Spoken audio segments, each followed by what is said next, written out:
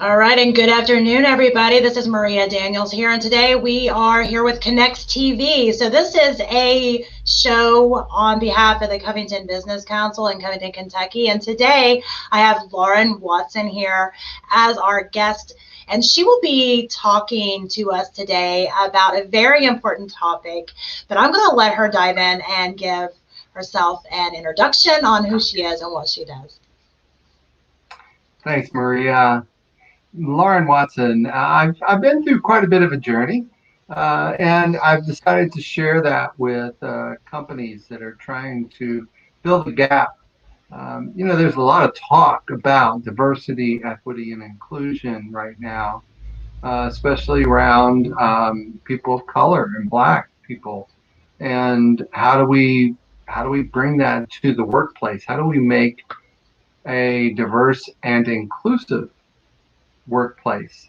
But then we start looking at Asian Pacific peoples that are being challenged right now um, with discriminatory practices, and how does that affect the workplace? And then we can look at sexual orientation and gender identity.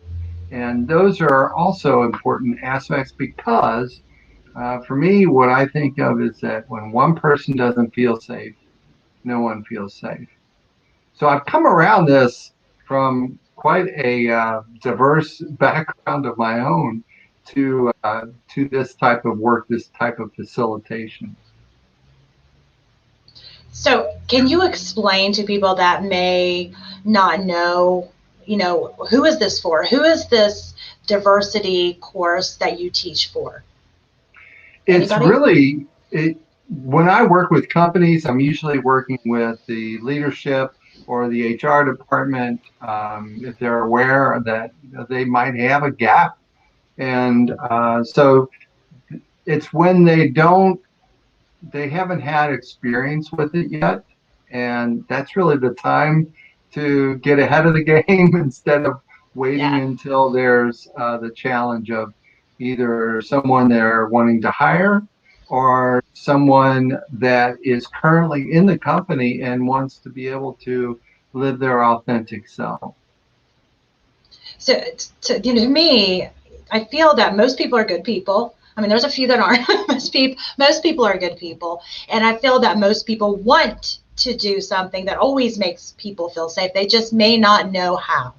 And is that what you do? Is you just help people who are maybe just don't understand, that maybe something they're doing or saying could potentially make someone feel unsafe? You teach them that. You highlight that. Is that a good way to describing that? Maybe. Perfect. Yes, that's exactly what we want to do is get everybody aware of how their behavior can affect people.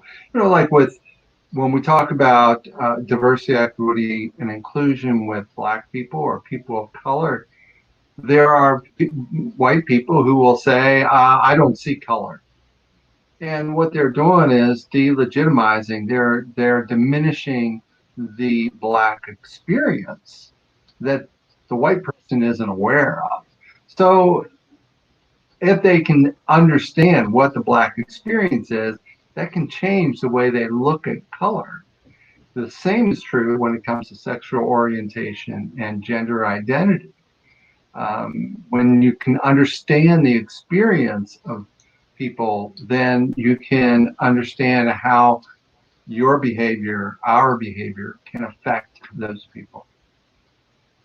So I know today you're going to be talking a little bit about what you call the alphabet soup. Can you give us a little, I guess, an invitation to come into that world to explain to us what that is? Yeah, I call it the alphabet soup because when you hear LGBTQIA2S plus, it's what are all those letters? What does it mean? And I never knew until I started going through this journey and I started educating myself. And when we understand what it is that we're talking about, then and what people, how they identify and what their experience is with that identification, then we're better able to relate to them and support them and at the very least, and this is hard to say, at the very least, to tolerate. Really, in the workplace, that's the minimum that we can require of employees, is that they tolerate. There's another assessment that I use in my work called the Riddle Scale, and that is to be able to have an anonymous assessment of the workplace with each person describing how they view sexual orientation and gender identity. And there are some that really consider it a violation of life or a violation of God or something like that. And when you understand that that person may be in your department and you don't even know that they have that feeling, that's that the fact that they tolerate that sort of thing is all we can demand in the workplace. But with education, there can be a shift in the compassion, the empathy of working with people in the LGBTQ community. So let me ask you a question. Is it fair to say, and correct me if you think I'm wrong, I have no problem being wrong. I'm wrong a lot, actually. So, but is it fair to say maybe that you're not asking people to 100% agree with how people feel, but you're asking them to accept that there's definitely a difference between accepting people as they are. You accept people as they are, and that is that a fair way to maybe say that? Because I know obviously there's many beliefs and many everything, and I guess going back to my formal statement of, most people I feel try to do good. But, good sometimes is not good enough if you're making somebody else feel bad.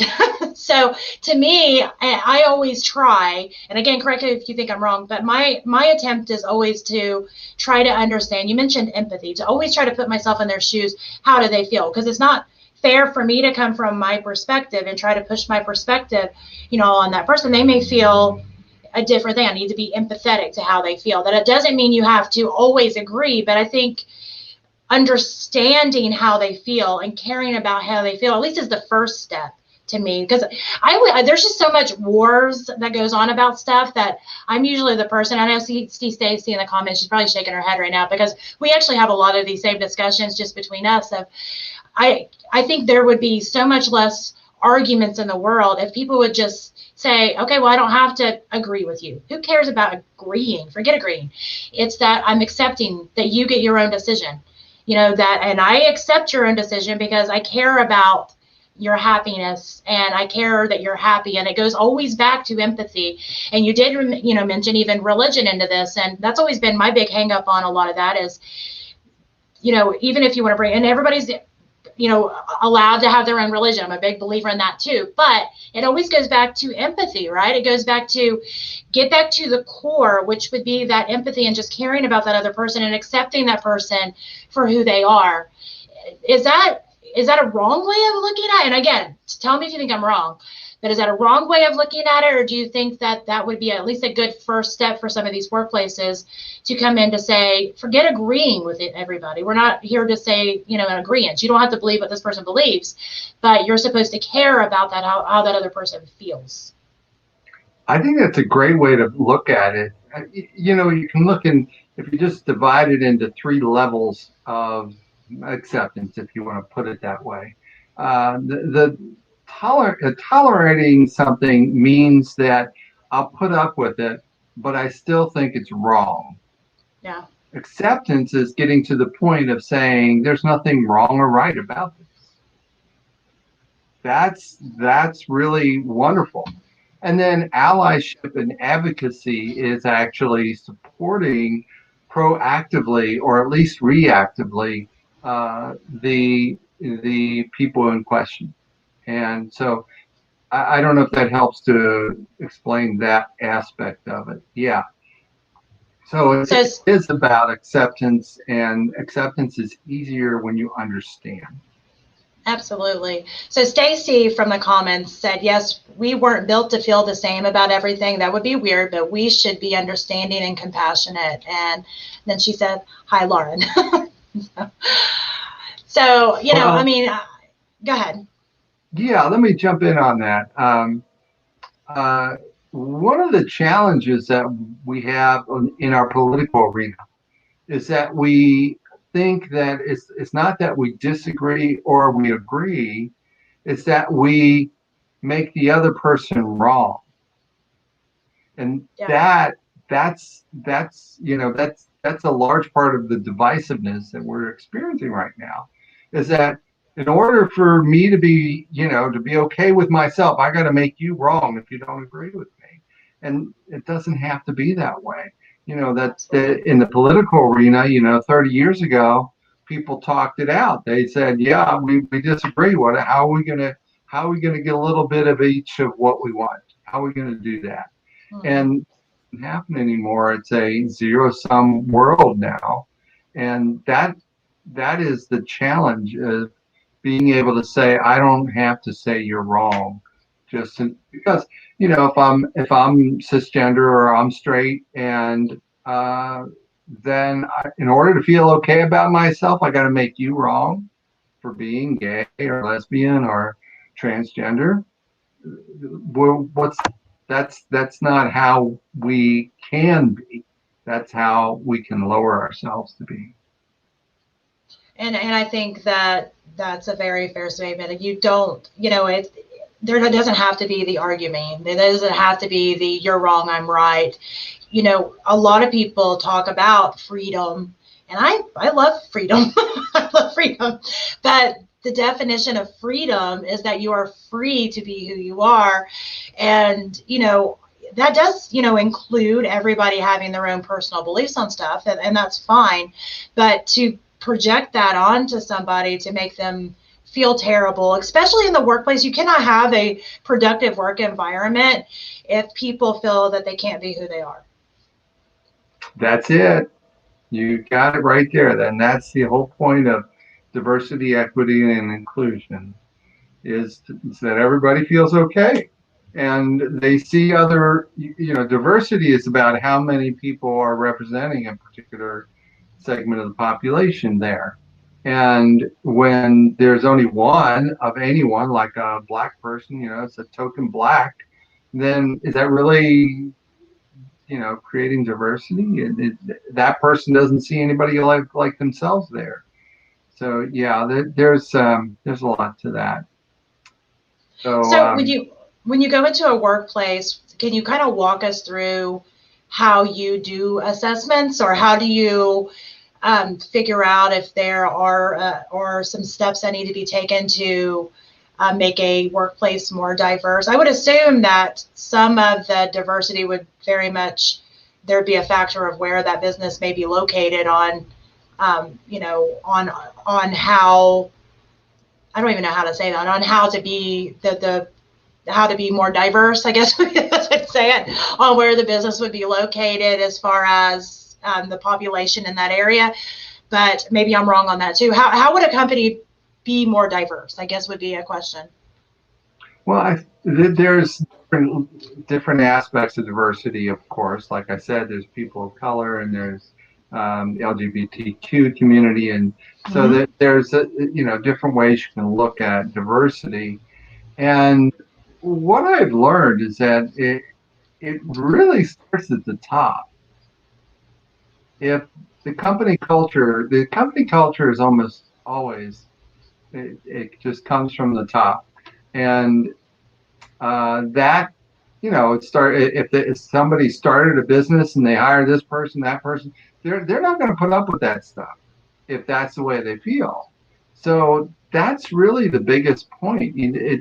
I've I've talked to people in IT, where you'd think there is some progressive thought that have had challenges with the DE and I. And then I've talked to companies that have more of a manufacturer. They are a manufacturing industry, and the person says, "Oh, we got this over here. We got We have this lesbian woman over here. We have this gay person in the office. We have, you know, a mix of color on the floor, and, you know, and we don't really have an issue with that. So it's really about that. And as far as the assessment, the Riddle scale that I mentioned is really key to figuring out what is the culture in the company right now. What is it? And until we, you know, we can't fix what we have. Although the educational programs that I have are really effective, it's also a matter of the conversation within the culture. That's what sustains DE and I is how do people talk to each other? How do they create this awareness within their own experience? That's really the challenge, is not just watching a video and seeing, oh, that's how that is, but it doesn't sink in until it's in our own experience. Do you think it's fair to say that a lot of times people just don't understand, and that the biggest challenge is, you mentioned experience, is getting them to experience that, you know, being able to be accepting of things that maybe we don't understand is not only not scary and not terrifying and not terrible, but is actually could be quite wonderful to learn another way, to learn, you know, how somebody else thinks or how somebody else feels. Yes, that is the easiest way to shift a person's perceptions. If they're not, if they're part of the challenge is for some people their entrenchment, if you want to put it that way, is based on a value system and a perception of that value system that was handed to them that says this is this way. And that usually starts at a young age. I mean, we're all racists. You know, there's a sector of the population who doesn't want to hear this. We're all racist because we grew up in the same environment of TV and movies and conversations. We've all experienced it. So the same is true for homophobia and transphobia. What does TV and movies show us? That it's perverted or it's psychotic or it's just a joke. It's just the butt of a joke. So that's how we've developed systemic homophobia and transphobia along with racism.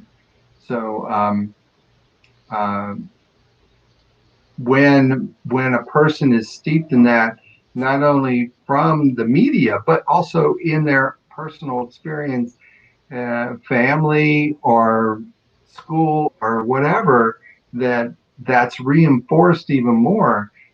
There's also the problem of feeling that if they don't follow that mindset, they will be ostracized from the social circle, and that is the most powerful incentive for people to behave, is avoiding ostracizing themselves from the social circle. Which, that on a very human level, we all just want to belong. So there you are. And that's what DE&I is about. You know, people starting to say it's not just diversity and inclusion, it's diversity, inclusion, and belonging. absolutely. Stacy is in the comments again, and she said that we all have ideas about others and groups of people that not everyone is willing to admit. No one is perfect. Agreed. Inclusion opens the conversation. Diversity opens the conversation. So, and I think that's the biggest thing is I don't always understand everything. You know, I can only understand from my perspective of how I have experienced my life. I can't even pretend to know what another person would feel, but I always try to come at every relationship and every experience and every even business related whatever. I try to come at it in such a way to say my goal was to always try to be empathetic, to always try to be inclusive. And, if I accidentally say something that is, something that could hurt people's feelings, and Stacey even knows this because of these conversations with her. If I accidentally have a statement, or I'm questioning, is this okay to say this like this? Is this going to potentially hurt somebody's feelings? We need to have that team, that, accountability partners, and maybe even Lauren, to be able to say, this is how I feel like wording this, does this sound like this would be okay? Because we don't know what we don't know. We don't know what we don't know. And, I don't think anybody is going to be perfect on how they're going to be verbalizing things, and I don't think we're ever going to not hurt somebody's feelings, but we should always be trying. We should, and when we do, we should apologize and say, that is not how I meant that, and here is why, because it always should come from a place of empathy, and just be everybody should be included, everybody should belong, even if it's not how we have experienced life. And I think it doesn't have to be hard. Unfortunately, it seems in the media and you mentioned politics, that it is this ugly monster of, back and forth fighting on stuff all the time, but it doesn't have to be. If everybody would get back to that core basic concept of just caring about how that other person feels, I think it sounds kind of cheesy and corny, but I think it would be a different world. It would. And we can keep moving towards it, with the amount of education that's going on these days. Hopefully that outweighs the intransigence. But so I would like to go through this alphabet soup thing quick, if that's all right. Because I think this illustrates a lot of what you're saying. Absolutely. So, LGBTQIA2S. How many of those letters do you know what they mean? I actually, until you said that, I just thought it was LGBTQ. I didn't even know. So only the first one. No, because I was like, oh no, I didn't even know there was more letters. So no, I did not. That was the ones that I knew. Yes. So, and then there's more, the reason there's a plus sign is that people keep adding more descriptors. And some people say, well, why do you need all that? But that's also an element of inclusiveness. It's giving people the opportunity to describe themselves differently. Because when it comes down to it, they're all spectrums. So the first three letters, LGB, do you know what those stand for? Yes. Oh, you want me to say them? Lesbian, trans, bi. G is gay. Yeah. Oh, LGBT. Oh, yeah. B, yes. And T is trans. T is trans. Yeah. And Q is queer. Yes, that's right. But there's two Qs. Oh, there's two Qs. I only know one. So I guess you're teaching me today too. Yes. I'll be the student. You're the student. The second Q is questioning. Okay. And this is truly a status, because you don't know who in your environment that you've known for 50 years that is starting to question whether it's their sexual identity or their sexual orientation or their gender identity. And that can be an extremely confusing time. And how does that person feel if they're working in a workplace that obviously is homophobic or obviously transphobic? So it's really important to understand that Q, it is a status. It is a it's kind of like a place in between for the person who's going through it. You'll rarely hear them talk about it. They're not going to talk about it at work until they're really clear. So that can be somebody in your workplace that you could never know that that's what's going on. Now, sometimes people say, oh, I know they're gay. I know that person's lesbian. I can tell by the way they wear their clothes and the way they do their hair and all this stuff. That's not it. And then so we got LGBTQ, and then there's I. You said you don't know what that letter is. I'm not gonna. I'm trying to think of I don't think I know what that letter is. Okay. This is intersect. Okay. No, I did not know what that Now was. that's kind of an obtuse word, right? Intersect. What it means is someone who has some of the sex organs or sex hormones or sex chromosomes of both gender. Okay. So it comes after trans, and Q for queer. Queer can be used in reference to sexual orientation or to trans. So I'm going to go back to sexual orientation real quick. LGB. So again, that's lesbian, gay, or bisexual.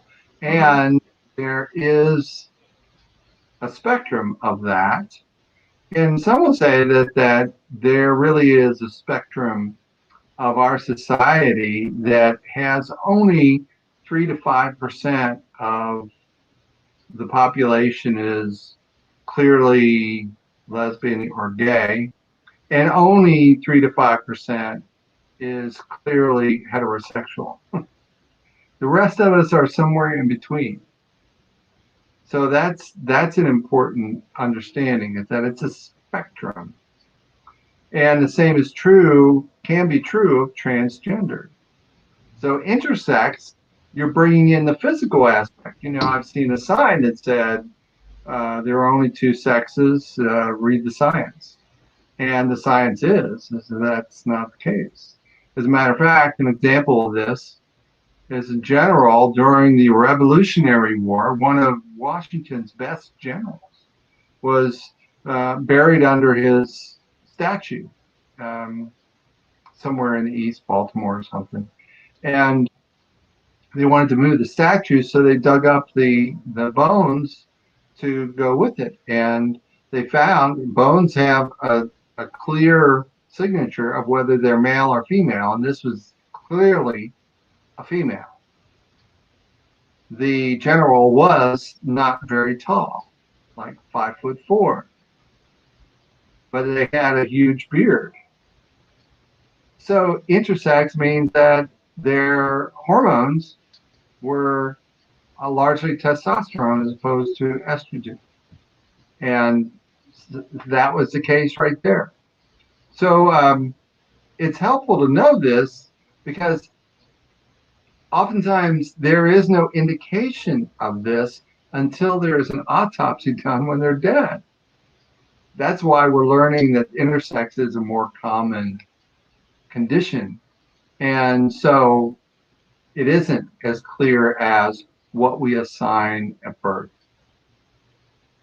And so I'm going to add another set of acronyms just real quick, because this is really important to transgender people, is to be able to identify what they were assigned at birth. So there's AFAB, which is assigned female at birth. And then there's AMAB, which is assigned male at birth. And that's the most, what we consider the most obvious physical traits at birth. That's what we're given.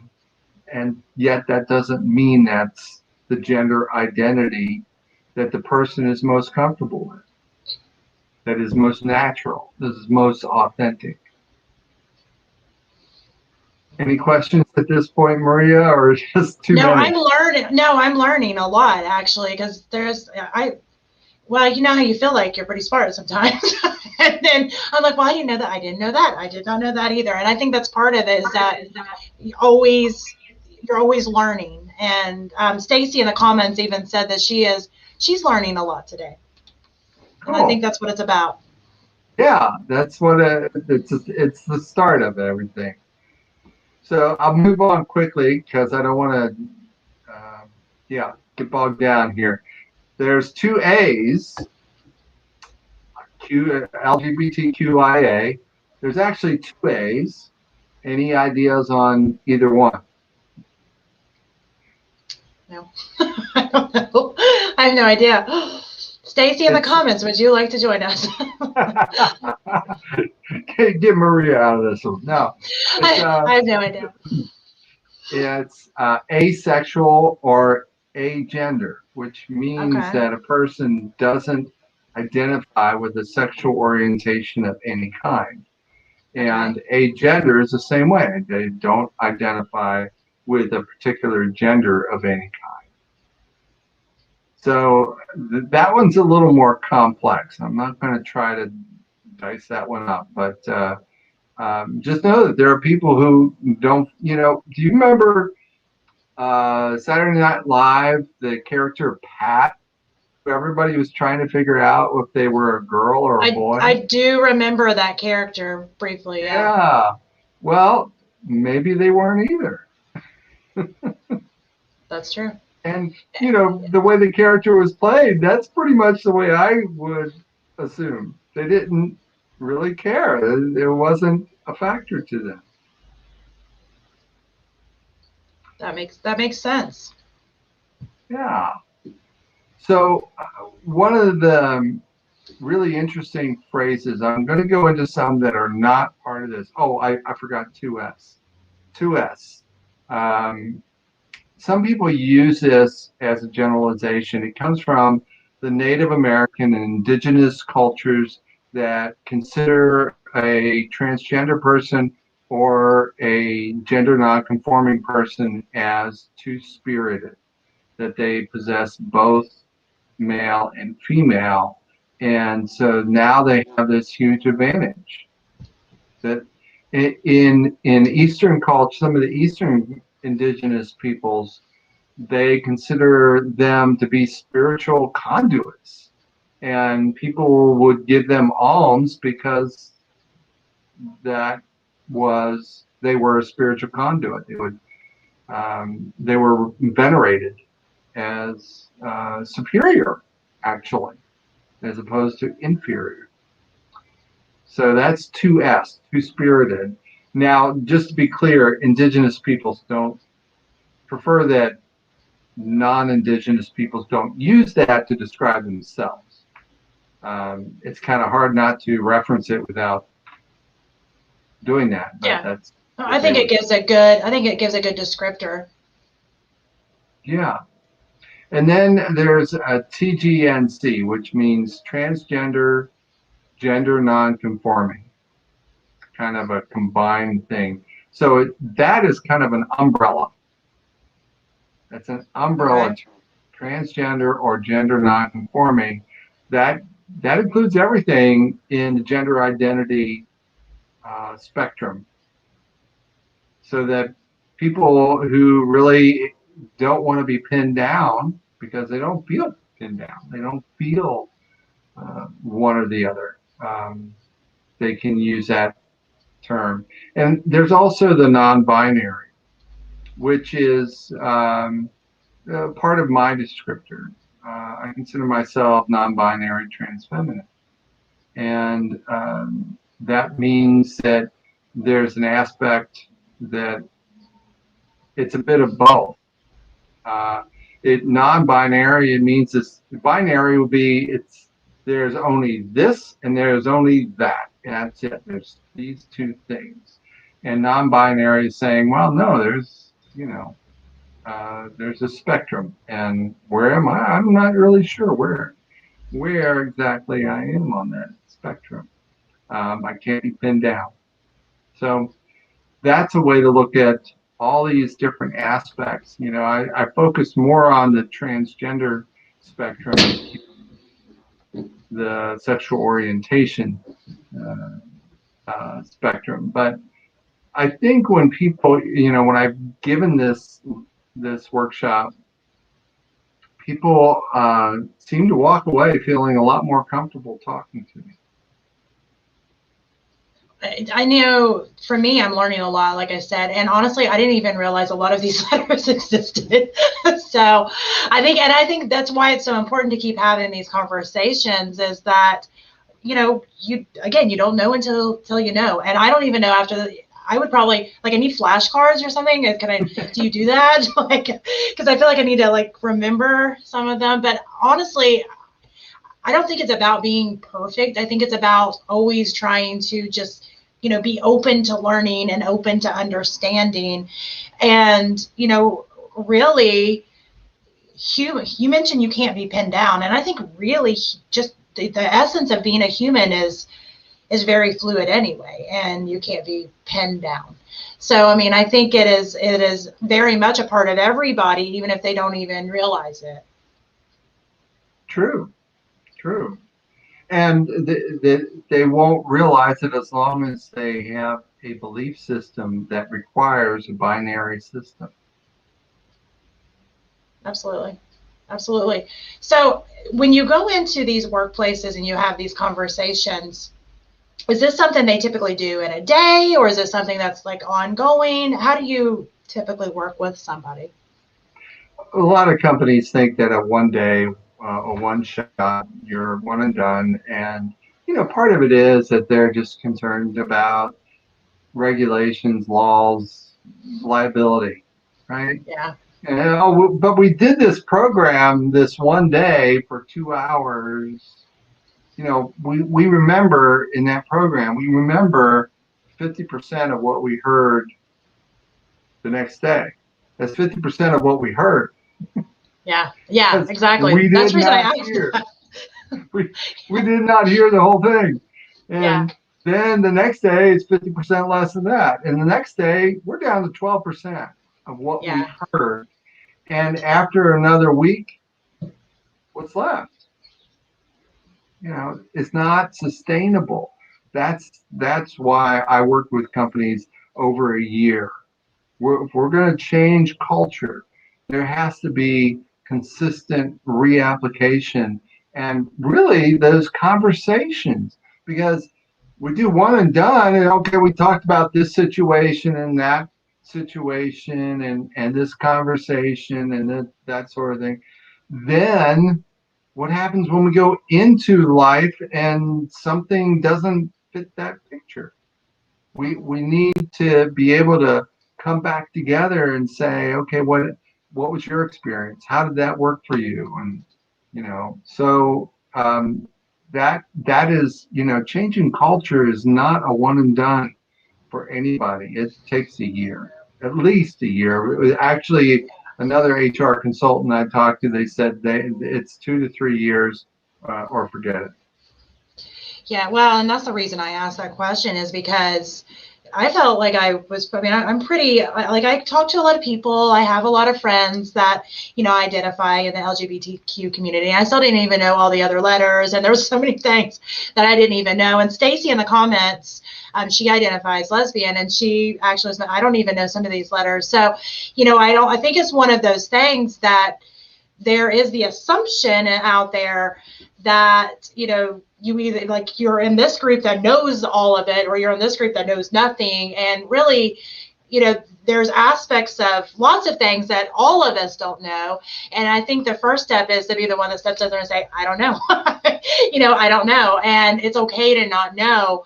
But you're right. Like, I don't even know if I would remember 50%, but I remember some of it. I definitely know more than I did before we had this conversation. But I feel like to really understand, like, if I was to be given a pop quiz right now, I would flunk. I would flunk. So, if you can say that, then it's like, okay, well, maybe, to be able to really be able to grasp, to be able to have a conversation, I have to grasp the understanding on what those words even mean. So I couldn't see it just being done in a one. It's definitely one is better than none. Let me go ahead and say that. One is better than none, to at least kind of bridge the gap on starting conversations between employees. But I would definitely see that being an ongoing thing, to be able to really understand and really learn, because, I'd say you call it alphabet soup, obviously, for a reason, that there are a lot of letters. Everybody knows there are a lot of letters, and nobody expects you to go from knowing none of them to, being able to understand every bit of them within, a 30-minute class or whatever the case may be. So that's the reason I asked it. I think it is definitely a very important conversation to have. And I think it's so important right now, just, again, to really bring it back to full, worldview is, there's so much division that goes on so many aspects of things that it doesn't have to be like that. Like it doesn't have to be like that. It really just takes that first step of wanting to understand and caring about how that other person feels. And that just needs to be the foundation level. I love what you just said there, wanting to understand. Earlier on, you said something about, if I do something wrong, I'm sorry. That wasn't my intention. Here's my intention. This is what I meant. Instead of trying to be understood, we have the opportunity of trying to understand, because saying, here's my intention, really is negating what their experience is. Now, what if I ask them, what was your experience? Please tell me. I want to know what your experience was in that situation. I want to know how that felt for you when I said that. That is a way, and that's not just about LGBTQ. That's about anyone. Yeah. What was your experience in that? If a Black person is offended with something I say, my tendency is, and just like you, is that, oh, well, that's not what I meant. Here's what I was trying to do. But what if I just stopped and said, oh, I didn't know that. Tell me more. What was it like for you? That's how we create inclusiveness. We listen and we understand. That's exactly it. Just what you said. Understand. I love that. And I think that's a very good way to look at things, because I mentioned earlier that we all want to belong. We also all just want to be understood and appreciated. And those are very core concepts that, again, is a part of just being a human. And, if we can get those pieces right, the other things will fall into place, and that's my belief on it. And, I think it takes having these conversations, and even not knowing what to say and tripping over my words, right. I think it takes all that to really start to bridge this gap, because, nobody wants to be that person that offends somebody accidentally. Nobody wants to, and I think that's why a lot of people don't have these conversations. And I'll be honest, I was nervous about the conversation. I was like, what if, and I was texting Stacy, because Stacy, she's a friend of mine. I was like, what if I say something that accidentally, offends everyone, because we're live. There's no taking it back. What if I accidentally offend all these people? And that's like a common, this really probably goes to my own psyche. That was a common fear of mine, just because I do genuinely care about people. I never want to be that person that makes somebody feel terrible. And, so that is always like a big part of me. But I think it's you need to do it afraid. Even if you're afraid to have that conversation, you need to do it afraid, because it needs to be had. Excellent point. I would agree 100%.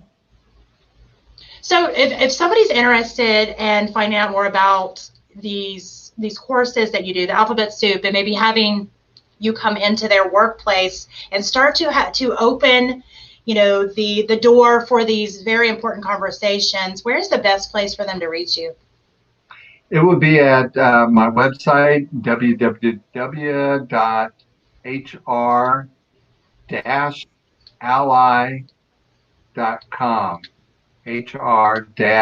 hr-ally.com.